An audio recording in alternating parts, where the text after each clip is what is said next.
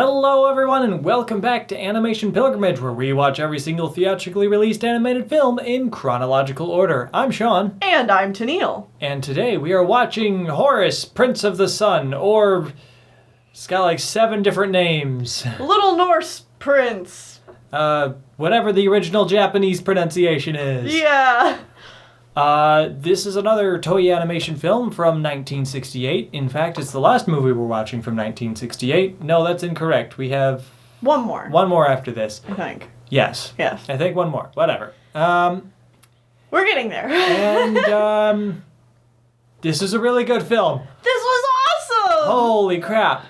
These movies, these are the reasons that we're doing this series. Show, yeah. We're doing Animation Pilgrimage to find the hidden gems that we never knew about that are great movies. Never even heard about. Never even heard about this movie. I mean, I've seen a little bit of your research, but apparently this movie has a cult following and has been put down in time as one of the best as an important film. As an important milestone film in anime history. Mm-hmm. But, like, we never heard of this film. Yeah. But it was great. Even still, with its cult following, like, I could just be making an assumption here, but I feel like if neither of us have heard about it, it can't be that large of a cult following.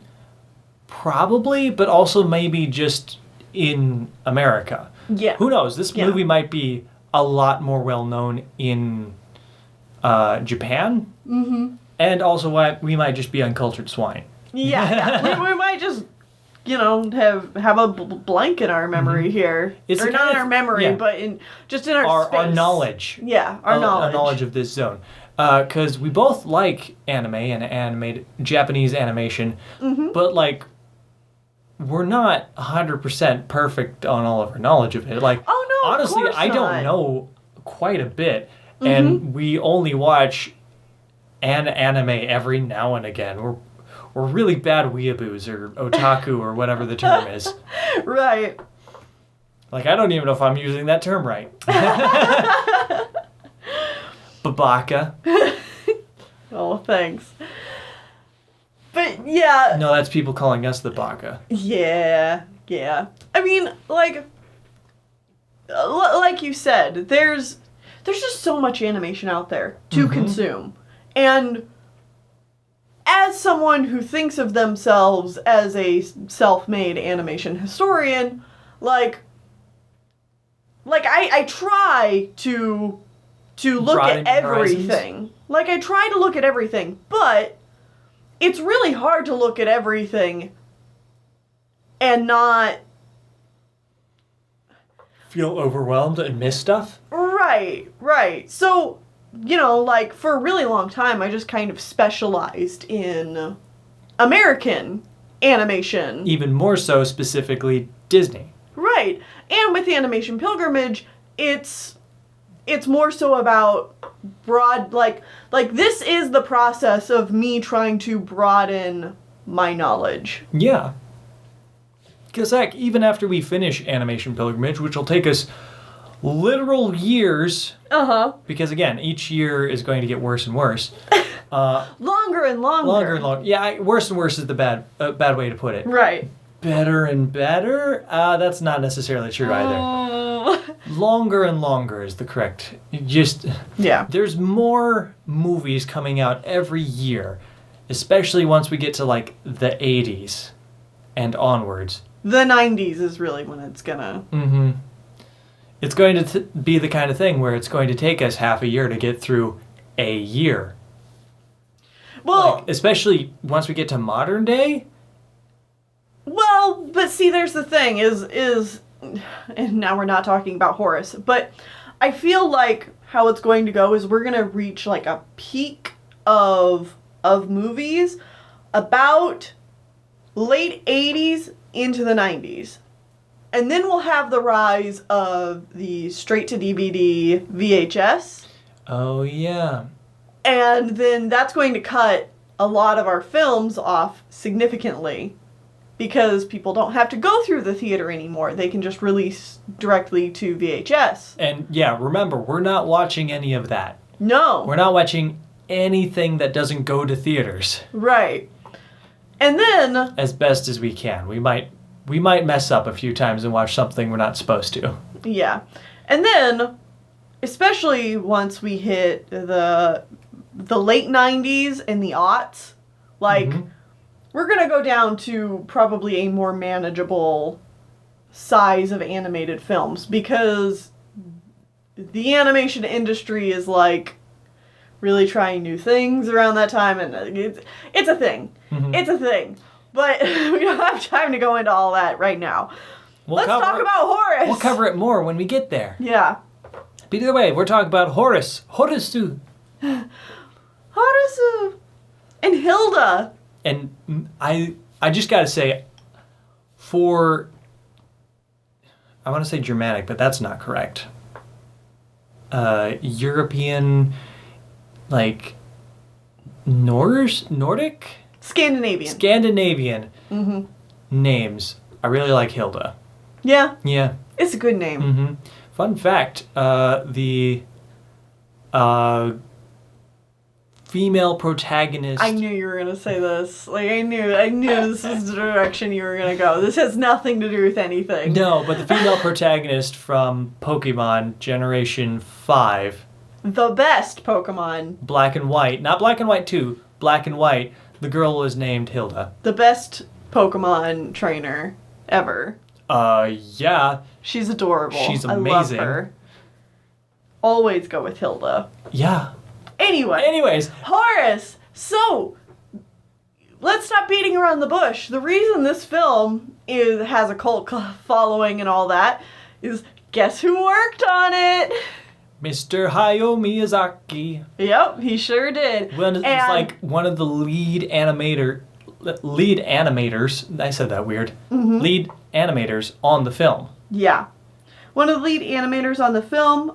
We also have director Aizawa Takahata. Aizawa? Aizawa? Isao Takahata. And produced by Hiroshi Okawa. Mm-hmm. Written by Kazuo. Yeah. Yada yada yada. There's a lot of people.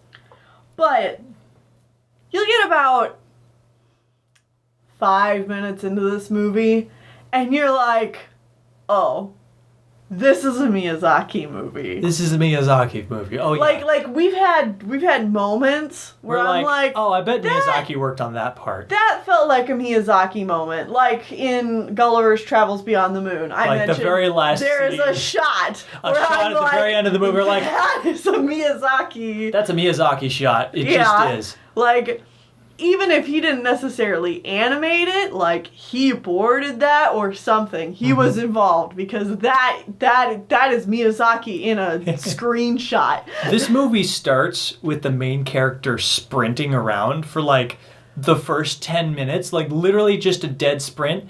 And it's the Miyazaki sprint. Oh, yeah. It's the Miyazaki run. Where, like, it's just a full-on dead tilt. Mm-hmm. And it's just, like, the feet striking out. It's how all Miyazaki characters run. Yeah. And Horus is just doing it the whole time. And it's like, huh, this is a Miyazaki film, isn't it? Mm-hmm. And we looked it up and oh yeah. Well, I mean, absolutely. It wasn't a question after the first 15 minutes. It's mm-hmm. Yes, this is, because there's just so many Miyazaki-isms in this movie that mm-hmm. there is no conceivable way that he was not a part of this. Yeah, especially we know that he's working at Toei at the time. Right. This is the last film. He worked at a Toei. Well, no, actually. That's not true. That's not true. Yeah, he did work on a few others. This, I think, is the last one that this director and producer are on. Okay. And I think they go on to make their own studio? Their own studio, and maybe even stuff with Miyazaki later. We'll have to wait and find out, because I'm not 100% sure on that, but I feel like that might be true. This, and I guess we should clarify, this is a very, like, Princess Mononoke, Nausicaa kind of Miyazaki movie. Early. Yeah. Like, early Miyazaki. Yeah. Where he's telling super fantastical tales that just kind of are fantastical tales. Yeah, they've got, like, that nice fantasy vibe to them. Mm-hmm. They also make some, like, political and social commentary. And this one is very much so European-centric. Styled fantasy. Mm-hmm. Well, and this original story is based on a puppet play. It's kind of like one of those like the same way that Snow White and the Seven Dwarfs, like Disney's version, was based on a play Walt remembered seeing. Oh, okay. But like it's also a fairy tale. Okay. So it sounds like this is kind of similar, that this is based on a puppet play, but also is a reinterpretation of like the original as well. Another like story. Yeah. Okay. That originally is from the Ainu people? I'm not sure if I'm saying that correctly. I believe that's Ainu, the indigenous people of the island of Hokkaido. So, yes. But because they didn't want to ostracize the... They didn't want to muff up representation. Oh, okay. So they just decided not to represent them at all. Oh. And they made it Scandinavian. Is that better or worse? I don't know, but... So, yeah, they just made it generic Scandinavia. Generic Scandinavia as compared to the trying to get deep cultural significance out of a subculture of Japan. Yeah. Interesting. So, do with that what you will. It is still the 60s. Yeah. Do you want to talk story synopsis? Yeah, let's do story synopsis. Okay. Because this is a good story. It is a good story. The pacing is a little fast at the beginning especially. Yeah, like, okay, we've lumped a whole lot of praise on this film. Mm-hmm. And it's not perfect. Yeah, I want to make a clarification that this is really good for the time it came out. Like, this is easily one of the best movies we've watched in all of 60s together, by far. Right, without taking the journey like Sean and I have, or even just like, if you've kept up with our episodes and you know the context of this, like, I think you would appreciate this film too, but I think someone just going into this film being told like, hey, this is a really good film Miyazaki made in the 60s, probably wouldn't be all that impressed. Yeah. Like, obviously it doesn't stand, like, this compared to, like, any of Miyazaki's later films, most of his other films are going to be a lot better than this one. Right. It's kind of like our experience with The Jungle Book. Yeah, where it was a lot better here in the 60s as compared to just trying to watch it with all the other Disney movies. Right. Yeah, so keep that in mind, but even still, it's a pretty good movie. Yeah. All right, so starting off, frame 1, Horace is running away from a pack of wolves and fighting them off with an axe on a rope. Uh-huh. Oh, another thing I want to talk about before we get too far into this. This film is definitely geared more towards an adult audience. Mm-hmm. Which is another thing that makes it more Miyazaki-esque. Yeah, it's not for children. Right. It's not for babies. Yeah. I mean, there's also nothing wrong. Like, there's nothing inappropriate in it. But, like, it's got violence. There's a shot of the kid getting undressed. You see his penis. You do. Oh, for shame. But he's just, like, changing clothes or whatever. He's changing clothes, and he's a child, so it's perfectly okay by Japanese standards. Right. And it's fine by my standards. Yeah. And another thing, too, is that when we popped this in, we originally were listening to it in English because we didn't realize we weren't listening to it in Japanese. Mm-hmm. And the audio, I was like, this feels wrong. This audio's really bad. And it's just like to it in English, and he's just fighting. Just so running around realize... and grunting and like wolf sounds and stuff. And like as soon as like a character started to say words, we're like, oh, this is English. All right, let's see if we can fix this. And went to Japanese and like, oh, this is immediately better. Even the wolf sounds better. Yeah. Like all the syncing for the sound was so much better. There was more of an intensity. Like with the animation and the sounds together. It felt more desperate. Yeah. Mm-hmm.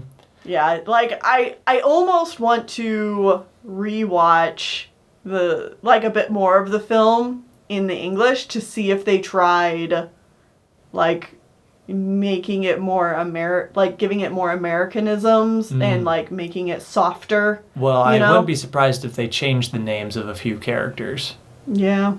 Probably. Mm-hmm. That being said, also, I have like a million side tangents when it comes to this movie. We bought a DVD. We have history on it! Yeah, it's so exciting. We have history. It's not just like a single Wikipedia article page that I'm like, wow, there's not even like links to sources, so I don't even know if any of this is true. But the DVD that we got, because we ordered this off of Amazon, the DVD we got came with a whole bunch of like special features and stuff, so it's really cool. Yeah, it's like multiple audio commentaries and like special features of like talking to the creators of the movie and stuff. There's a lot of stuff on here. It's good. Yeah. 10 out of 10. Would recommend. Bonus features, A++. I am a sucker for bonus features. All right, are you ready for actual... Continue! So Horus is fighting off a pack of wolves with an axe tied to a rope that he's swinging around and stuff. And once you know it, the rope breaks. After he kills off like 3 or 4 or 7, who knows how many. So he jumps up on a rock, and it turns out he disturbed a rock giant named, I don't remember his name. Rock Giant Man. Rock Giant Man. Whatever.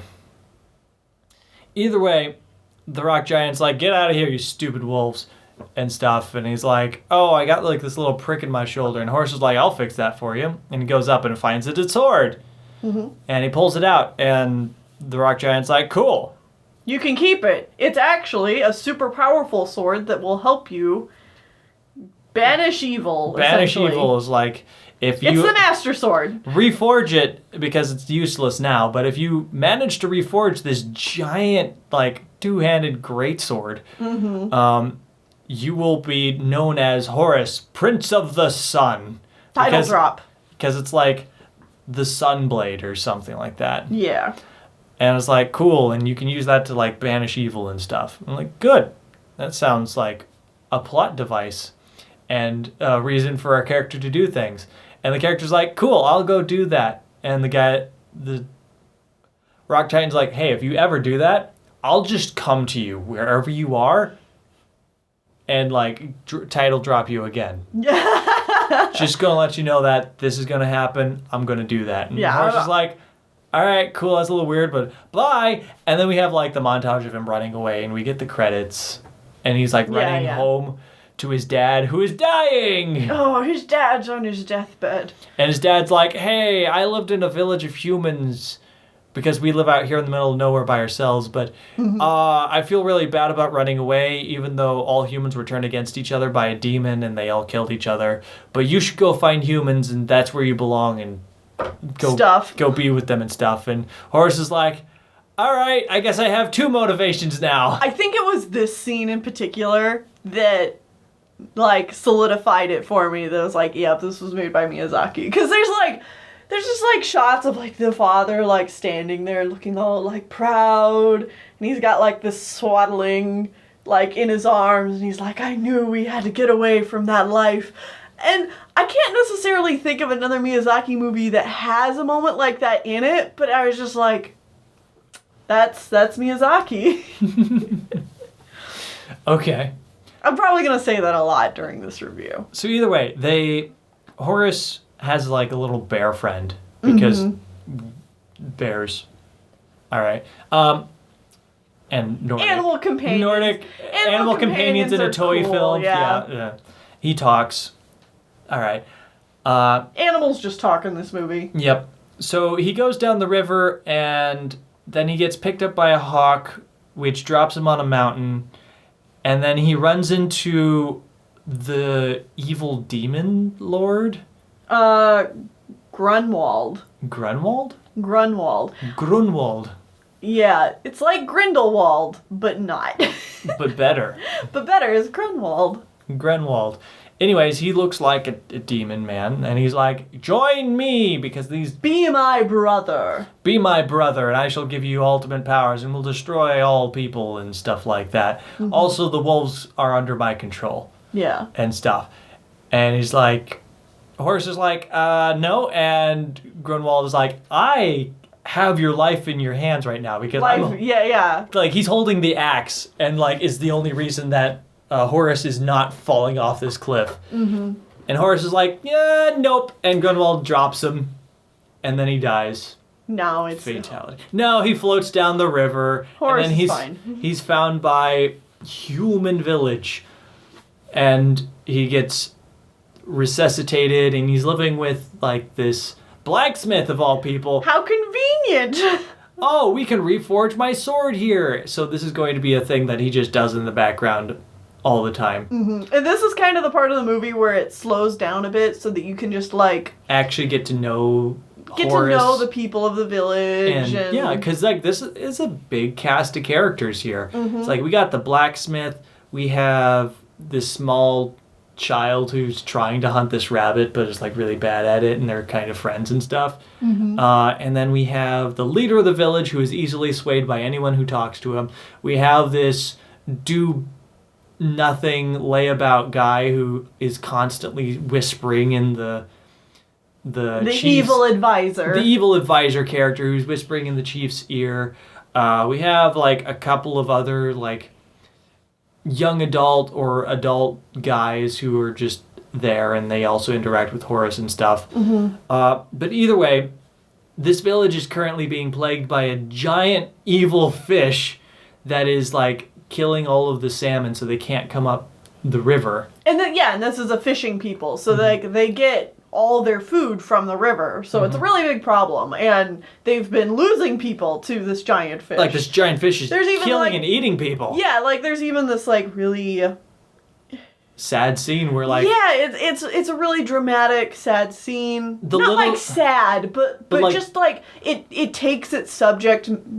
material seriously. It's like the small kid with the arrows that was hunting the rabbit. His dad just died fighting the fish, and he was like one of the best warriors in the village and stuff. And everyone's like, we must go avenge, and the wife is like, don't waste your lives, and like it keeps going back and forth, and the little kid wants to go avenge his dad. Mm-hmm.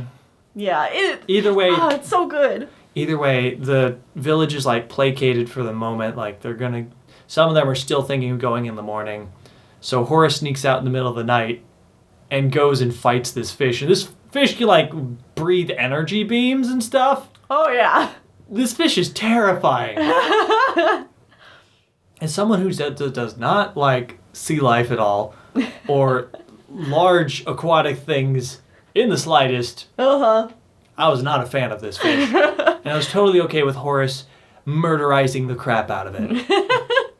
And he goes back to the village like, the Good fish to know is... your stance on fish murder. Oh, yeah. I'm 100% okay with it. Either way, he goes back to the village like, I killed the fish, and people are like, I don't believe you. And then other people are like, the river's full of salmon again, and everyone's like, yay, let's go get all the salmon, and they sing a song. But yet again, like, they also take it seriously too, because then afterwards the little kid whose dad died is like really upset with Horace, and they're like, no, it was mine. Yeah, like, it was supposed to be me that avenged my father and killed the fish, and I'm just like, oh, this is stealing my heroic deeds. Yeah. But also, kid, you would not have been able to do that. No. And everything's good and all, and then they're attacked by, like, thousands of wolves. Right, because Grunwald is mad because he obviously was the one who controlled the fish. So he sends all of the wolves against the village, and the village is like, ah, crap, we can't deal with this. We're going to go to like 2 frames a second. Yeah, simultaneously, Toy seemed to decide to drop the budget. He's like, I don't know if this is the last scene they went to animate or what happened, but the budget was just gone for this scene. But yeah, like it's literally just story, like not storyboards, but like colored storyboards being swooshed around, and it's like, whoa, wow, and like they're kind of cool because you get like these really big group shots of the whole village and stuff like that, fighting off like waves of wolves, and it's like I understand why they had to do this because like there's too many wolves. And from a pacing standpoint, like the way the audio is mixed, like they would have to go with this because like it wouldn't even work in an animation montage because they're moving from like scene to scene too quickly. But even in the still frame montage, it's still a little too quick. Like there's a point when the villagers all tear apart the chief's barn to build a wall to try and protect themselves from the wolves, and it's like supposed to be kind of comedic, but like the pacing is weird because of like it's 7 pictures. Right, and we don't know the whole village that well at this point that like I didn't really know who they were talking about and what was going on. So if they didn't also then bring it up later in the movie, I wouldn't realize really it would have been a real thing. Yeah, I wouldn't have really understood what was going on there. Yeah. But either way, they fight off all the wolves. But like apparently only the silver wolves are under the control of Grunwald, and the other wolves are just being controlled by the silver wolves. But no one's seen the silver wolves except for Horus. And so the evil advisor man is like, I don't know about this Horus kid. Right. Either way, Horus chases off like the remaining silver wolf, and he gets lost in the woods, and he finds this other human village that's just completely destroyed and deserted and like is completely flooded over. And he hears this beautiful music. And there's this pretty girl here all by herself, and her name is Hilda. Yay, Hilda! Yeah, Hilda! And now this movie kind of becomes more about Hilda than it does Horus. Now this is Hilda. Princess of the Sun. Not Princess of the Sun. Hilda, daughter of the damned. I don't know. Okay, we'll go with it. But yeah, she's the only survivor of this her village. Or not even that village. Of a village. Of a village. Yeah, she's hanging out here. Apparently, like, her village got destroyed by Grunwald as well, and she's the only survivor. And so, like, they're like, hey, me too! And stuff. And, like, so it's like... They bond. And it's like, you should come back to the village and stuff. And she's like, I don't know if people want me around because, like, I'm kind of cursed and people think I'm a bad luck and things like that. I've gone through this before. He's like, Horace is like, nah, don't worry about it. Come with me. Right. It'll be fine. And she also has 2 animal buddies. Bring your animal companions, the little squirrel and, like, the evil-looking owl. The totally not evil owl. Yeah, it was like this owl showed. I was just like, nah. I'm like, all right, yeah, you're not evil. I don't. Seems legit. Cool. I'm okay with this evil owl. I mean, not evil owl. Yeah, right. So we go back to the village, and she sings beautiful music, and, like, nobody gets any work done when she's singing and stuff like that. And, like, they try to invite her to do things with the village and, like, take part in, like, these happy celebrations. Like, oh, this other couple's getting married. Come and sew, like, good luck things on the wedding dress. And she's like, oh, man. No. Why would you even do this? You're all gonna die anyways. What's the point? And stuff like, you're just like, geez, Hilda, why are you being such a downer? And then she just like walks out of the village by herself. In the meantime, Horace is off trying to find this wolf. The silver wolf. Like, he just keeps going out every day to find the silver wolf and stuff, and supposedly he's forging the sword in the background, whatever. One day he's chasing the wolf, and he loses his axe. Like, he's like, my axe should have been right here, and it's gone.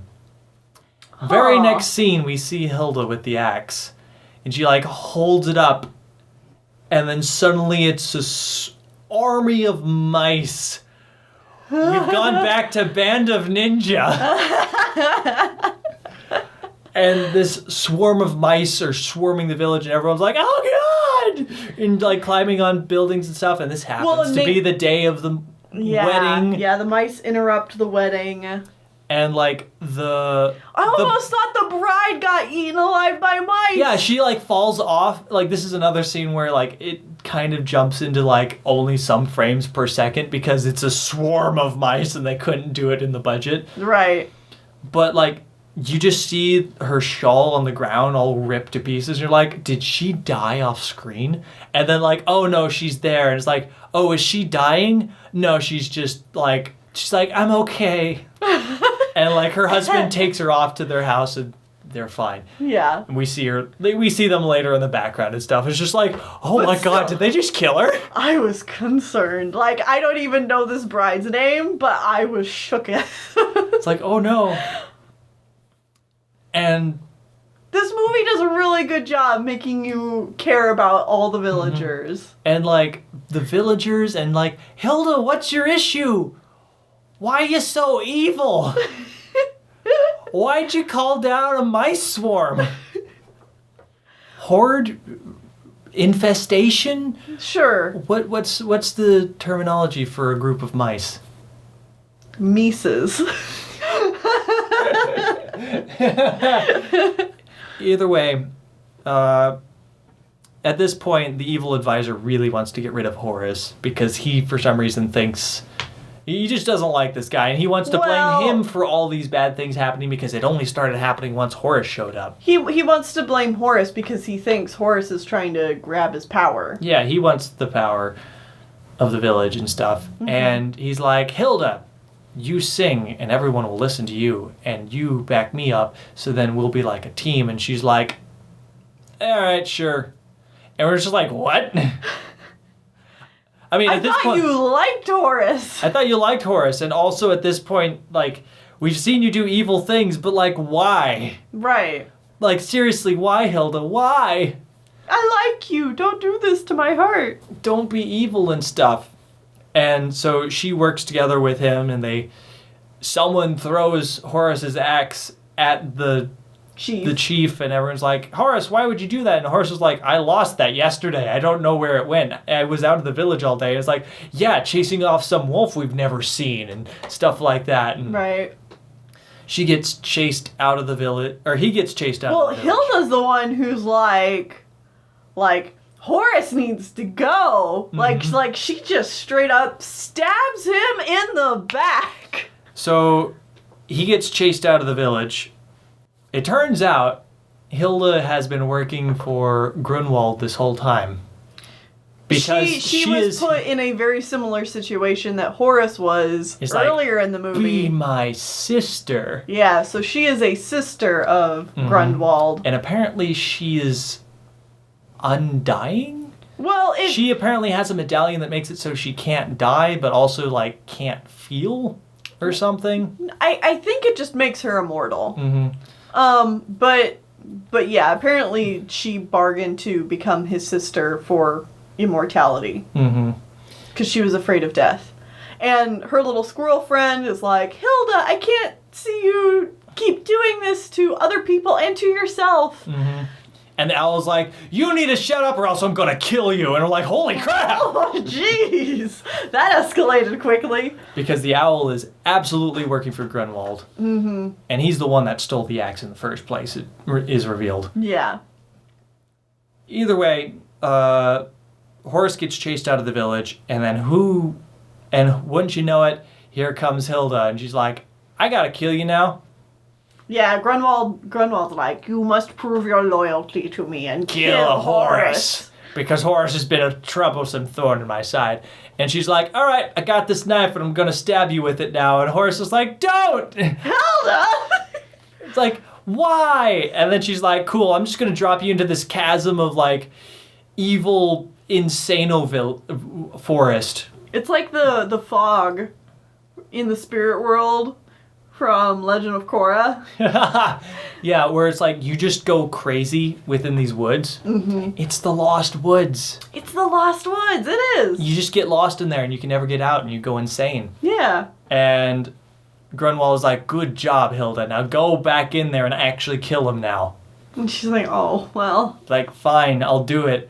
And Horace, like, has evil visions and then he's like, wait, our revelation. I just need to work together with the village and we can, like, actually forge the sword and I can stop Grunwald for good and things like that. While he's having these revelations, the village is now actively under attack from Grunwald himself, who has sent a blizzard because he's like an ice demon and has summoned a giant mammoth made of ice, and this thing looks so cool. Have we convinced you guys yet that this movie's pretty awesome? Like, this is so, like, and none of this feels out of nowhere. Like, it's escalating correctly and stuff. And yeah. There's a little bit of pacing issue, but, like... And our biggest gripe is, like, when they suddenly decide to just stop animating. Yeah. It's like, 2 frames, we ran out of budget for the fight sequences. And all right. I'm still here for it. So Horace gets out of the village, or gets, not the village, the forest. The forest. Well, and it's kind of implied that, like, Hilda's sending him a vision to try and get him out. Kind of. Because, like, she shows up and he goes, like, Hilda, no, don't kill me and stuff. And it's like, oh, this is sad. Yeah. But then, like, he's able to work through it and it's like, I understand. There's an evil Hilda inside the real Hilda, and I'm gonna get rid of the evil Hilda and stuff. Oh, and I so love he gets this out, trope. and he's just like, Hilda, I won't fight you because I believe there's good in you and stuff. And so he's only defending himself against her attacks, and eventually, good wins out or something. Yeah. And she's like, go, and he's like, all right, and he runs off. And so she's... I mean, she's been, like, obviously very upset. Tormented about this whole situation. Right. Like, there's a scene earlier where, like, this random small child is, like, playing with her. And she's like, I actually feel kind of bad about killing this village because I really like this one child and stuff. It's and like, she's like, I don't want to kill this one kid. Yeah, please, just leave her alone. And then, like... The owl's like, no, you gotta kill everybody. Well, the owl's like, if you leave this child alive, she'll just suffer like you have. And stuff like that. And it's like, death is kinder and things like that. And it's like, oh my god. In the meantime, the small arrow boy has run off with the bear into the blizzard to try to find Horace.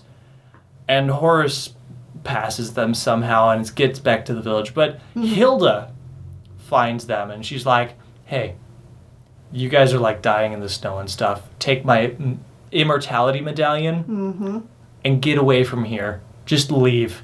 Yep. Get out. Yeah, she sacrifices her immortality for the and like for the little girl. It's not the little girl. It's the little arrow boy. They're different characters. Little arrow boy, yes. And then they literally fly off, and they're like, "Wait, no, Hilda!" And Hilda is pelted to death by snow wolves. In probably the most pathetic death ever. Just kind of like. It's dramatic but silly at the same time. Yeah, because it looks like you just get like tossed around by like snowballs and stuff. Yeah. But they look like wolves. And then she like collapses and is like, oh, she died. No. Dang it. Best character. Hilda. No. Anyways, back in the village, they've somehow forged the sword and they're like, we can fight this ice mammoth with literal pyres. Like pyres of fire, and like, yeah, fire works against ice, and they're like, fire is bad. And they've reforged the sword, so wouldn't you know it? Your summary is coming close to being on the verge of, and then they were like, "Woof," and then they were like, "Whoosh." I really like this movie, okay? I did too. And then the stone giant comes back like, "Hey, you forged a sword. You are Horace, Prince of the Sun." And the stone giant comes back and he's like, "Hurrah." Yo, bro, you did cool, man. Good job. Also, you have an issue with this giant, like, ice mammoth? I'll take care of that, bro. Yeah. And in the meantime, the little child has flown back with the bear and is like, "Hey, Horace, take this medallion. It allows you to fly or something." Like, they literally use that terminology like, okay. All right. So he takes it and he chases after Grunwald, who can also fly. Mm-hmm. And he chases him back to his ice palace. Back to his ice palace, and all the village is going after them because they got, like, wind sled boats to chase after him, and they're storming the castle, and they're all fighting back, and, like, then they break open the wall and let the sun in, and the sun makes him melt away. I'm melting! Yeah! And they reflect it all off of the sun sword, and that's what defeats him in the end. And all the blizzard goes away, and the snow melts, and they're like, "We did it. We saved the day." And they all go back to the village, and then they're rebuilding because it's all broken. And out in the wilderness, Hilda is laying there, and she stirs, and she's alive! Yay! And she walks back to the village, and everyone's like, "Hilda! Yay! I love you!" And everyone runs off into the sunset together. Like, literally, it's just a line of people running towards the sunset, and the rock giant's just like, "Peace, yo." This is pretty cool, right? Yeah, we good. We work together and beat the bad guys. Yeah. Movie over. What a feel-good time. Seriously, watch this movie. It was so much fun. Like, this is gonna be one I'm gonna have so much fun introducing to people who have, like, never heard of it or never seen it. Mm-hmm. You're like, hey, yeah. You want a good old Miyazaki feel-good film? Let's watch this. That you might have never seen before. Or even knew existed. Yeah. Watch this. Yeah. It's a good movie. It's good stuff, man. It's fun. Yeah. Yeah. So, let's hear some history on this movie. Sean knows what's coming. I know there's history because you're just like, "I can't keep this a secret. I need to let you know right now." Yeah, because I'm like, "Oh, snap." And it's like, "What?" And, like, she's audibly like, "Oh my gosh," and "Whoa," and I'm like, "All right, just tell me." One of these times, Sean needs to just, like, secretly record me doing research because I am not subtle about it at all. I'm just like, "Oh my god!" They did what? No way. No. Way, man. Those cheeky. Okay. So anyway, if this is such a good movie, Sean, why have we never heard of it? Why does no one know about it? Well, let me tell you. So, we've been telling you that this movie was made by Toei Animation. Yes. And you might be aware that we've actually seen movies from Toei Animation once or more for the past every single year, pretty much. Yeah. Like, they are making a lot of movies. A lot. And turns out that the production cycle for most of those movies is about a year. That's really short for an animated film, and it shows on a lot of their movies, such as one we saw earlier this year. The Hans Christian Andersen movie, where nothing happened and it felt really boring and like there was nothing amazing about it. Mm-hmm. Well, this movie had a production cycle of about 3 years. Which is more accurate to what it should be. Yeah. And, it shows. It actually looks good. It had time to, flesh out its story details and everything. Mm-hmm. Even if there were those couple segments where there's, like, no animation. Right. But, so this movie was over budget took too long, and had a message that the producers didn't like. well, not the producers, but The corporate didn't like. Yeah, because it's very, like, socialist and kind of, you know, union-y. At the same time that this movie came out, was there maybe, like, union uprisings and, like, strikes going on, maybe, possibly in Japan? You know, I think there quite possibly were. Spoilers, there were. Yes. So the heavy socialist unionized message of this movie was not a big fan of the higher-ups at Toei. They did not like how long this movie was taking to make, because director, producer, and Hayao Miyazaki were all, like, perfectionists, and were like, no, like, this needs more time to work on it, and their work shows. So this film came out, and... on, like, June 10th or something. Yep, and it was released for 10 days before Toei pulled it out of theaters. 10 days. That's it. They gave it 10 days. It got great critical reception. The people who did see it loved it. And then it was gone. And then it was gone. Also, on the same day, Toei Animation released another animated film, which we're not actually talking about here because it's just one of their really shitty... We're taking a couple of episodes from a TV show and smashing it together and releasing it in theaters. Just to spite them. Yeah, it was one of those where before we got to this movie and I got to do the research for it, we're like, Toei released 2 animated films, like... on the same day. On the same day. Supposedly. That's weird. That doesn't seem right. No, it's right. They did that on purpose. Oh, wow. And presumably that show that this was for was a well-known, popular show, so I can only assume more people went to see that. Right, yeah. I mean,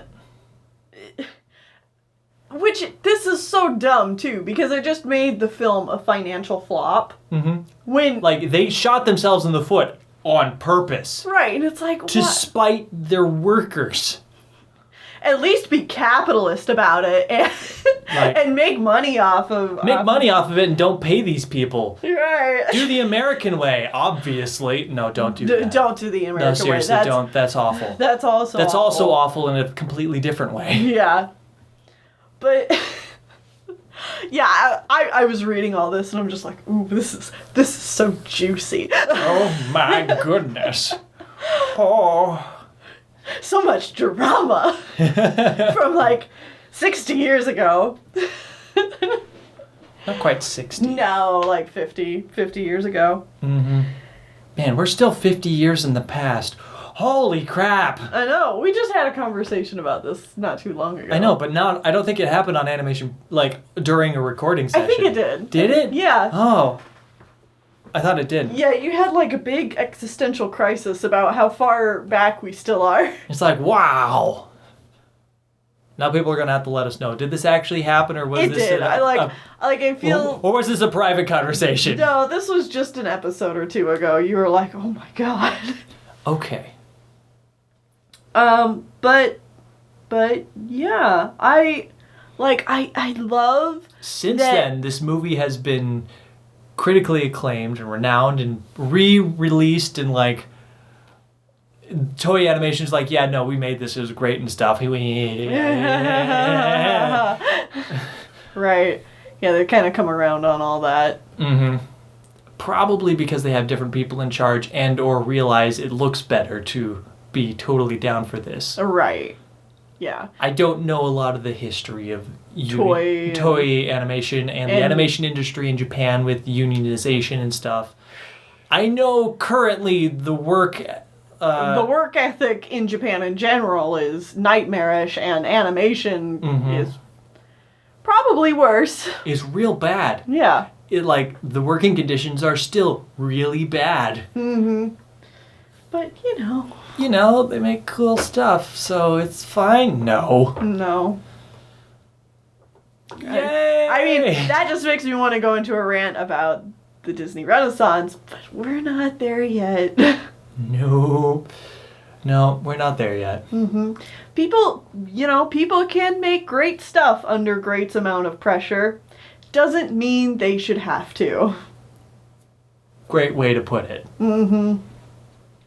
Anyway, to just talk more about this film, that's the basic gist of the history of this film. This film has been covered in a lot of other books, and other animation historians that are a lot more familiar with Japanese animation could tell you more about the production of this movie. And yet again, there was a ton of bonus features on the DVD. I highly recommend you check them out. But that's like the big context that I wanted to get in for this episode, is just like that whole release debacle and all that, because that is spicy. Oh my goodness. But just to talk about this movie some more, I love how like both Horace and Hilda, especially Hilda, are handled as characters. Oh, it's done so well. Like, this is some great character studies that, like, we haven't seen up to this point. Oh, yeah. In animation. Like, especially for Hilda, like, we just get to know her so well. Mm-hmm. And, like, and all of her ins and outs. Inner turmoil about her. Like, Horace is kind of like, yeah, he's pretty straightforward of a guy. Yeah, like, he's your typical, like, hero kid. Mm-hmm. But he's charming. I like him. Oh, yeah, he's a good guy. I like him. Mm-hmm. But I just like Hilda more. Yeah, same. Hilda's a lot more complex. She's not demonized or romanticized either, mm-hmm. I feel. Like, it maybe borders a little bit on romanticism?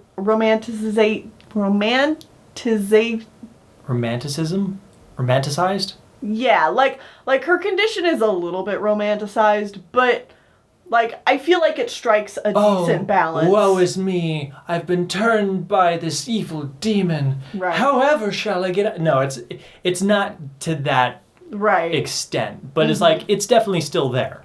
Yeah. But it is the 60s. It's a fun time. And I love that, like, the village feels like a character. Like they all got personalities and stuff going on. Even though not everybody in the village is likable. Yeah. Like, almost all the villagers will have a point where you're like, oh, they're annoying or something. Yeah. But, like, you still like the village and you still want them to succeed, and they feel like a community. There is still some high levels of sexism. Oh, yeah, of course. I want to get married and have lots of babies, and they sing a song about, I hope you have lots and lots of kids, maybe twins or triplets and stuff, and I'm like, okay. All right. 60s, calm down. But, like, I mean, for the time period where people die at, like, the age of 27, sure, that makes sense where you, like, that was... Not the 60s, but, like, fairy tale times. Fairy tale times where people die at the age of 27. It's like, yeah, we want to have, like, 1 million kids because half of them are going to die anyways. Well, especially in the situation they're in where they have a demon at their doorstep trying to kill them all. It's like, just have babies and hope one of them lives. We'll outbreed them. We'll have so many babies that will outlive the monster attacking us. Just they can't deal with how many babies we're making. Yep. That was the mentality for a really long time. Now we have too many kids. Oh no. Oh no. We goofed. We've overpopulated the planet. Now we're running into the opposite problem. Hit the backspace button, hurry! Undo. Control Z! Okay, I think this episode has gone all kinds of places. This has been a really long episode. We haven't had one this long in a long time. I haven't felt this, like, happy to talk about a movie in a while. I know. It's nice. It feels good. So nice. Feels good. That being said, Next week, we will be talking about Asterisk again. In the movie Asterisk and Cleopatra. I'm sorry Asterix has to follow this up. Yeah. Because I don't think it's going to be as good. Yeah. See you guys next week. Bye-bye.